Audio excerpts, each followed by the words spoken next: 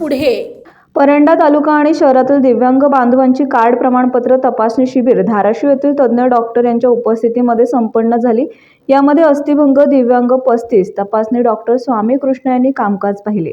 मतिमंद दिव्यांग 17 तपासणीकरता डॉक्टर सुहास शिंदे यांनी कामकाज पाहिले। अंध 9 यांची तपासणी करण्यासाठी पवन महाजन यांनी कामकाज पाहिले। अशा एकूण दिनांक 5 डिसेंबर 2025 रोजी 62 दिव्यांग बांधवांची तपासणी करण्यात आली। ही तपासणी करण्यासाठी दिव्यांग उद्योग समूह महाराष्ट्र राज्य या सामाजिक संघटनेच्या वतीने नेहमी पाठपुरावा करून दिव्यांगांना प्रमाणपत्र मिळवून देण्यासाठी संस्थेचे राज्याध्यक्ष तानाजी घोडके यांच्या मार्गदर्शनाखाली कामकाज पूर्ण होत आहे।